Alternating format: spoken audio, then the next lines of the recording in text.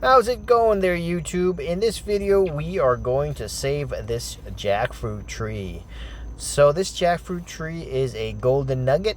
I purchased it from Julian at Laura Farms, and it's not doing so well. So I put this in the ground at the farm, and I believe it's due to possibly the soil being so compact.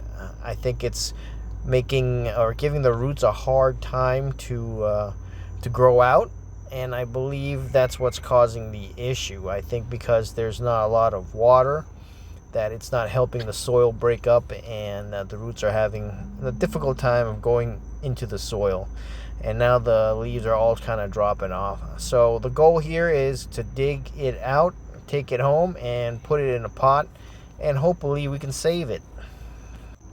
So here's another view of the jackfruit tree from the other side, and you can see the leaves are yellow. I've been plucking some off. So I always follow the rule that if something looks bad on top, and this is looking very bad here, then there's definitely something wrong down at the bottom, which is down in the root system. So let's go ahead and dig up the tree and take it home, and let's take a look at that root system and see what it looks like. So here we are with our scraggly looking jackfruit tree. We're at home, and the jackfruit tree is in a pot right now. This is going to be the pot that I plan on putting it in. So let's go ahead and take a look at this root system. The root ball, I like to keep all the root ball in the tree intact, so I'm not going to be breaking it up. But the root system looks great. I mean, it doesn't look like it's rotted really, and a lot of the roots are nice and white. So I think we're going to be okay with the root system. I just think it just hasn't been growing because of the soil being so compressed. Here is the potting mix that we'll be using to put into the pot.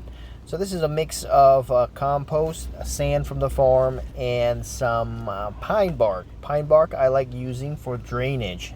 It works very well. And here is the compost that I like to use. It also has some cow manure in it. And this is great for organic matter and to help kind of start up the potting mix.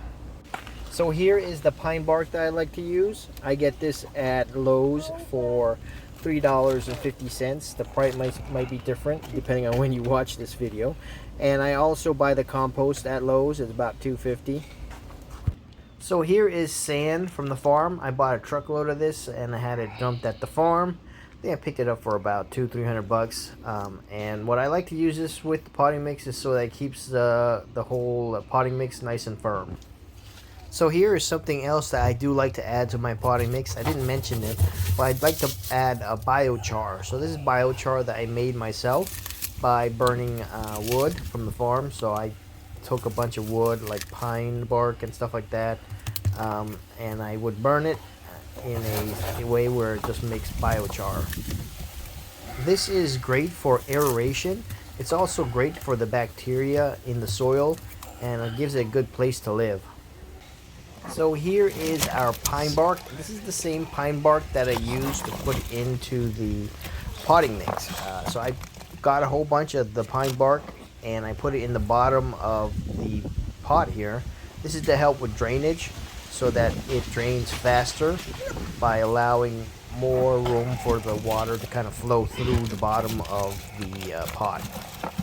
And so for all my pots, especially for my big trees, I like to make sure they have very big holes so that the water drains nicely. And you can see I fill in the pine bark right to where the holes are. So here we go. I put in the potting mix to a level where I think it's going to work well. When I put down the root ball of the jackfruit tree, it should be level to close to the top of the pot. And you can see here that it's nice and firm here. I think this potting mix is going to work well. So here we are. We got the root ball on into the pot, and it looks good. I'm just going to fill it up around the sides here of the root ball.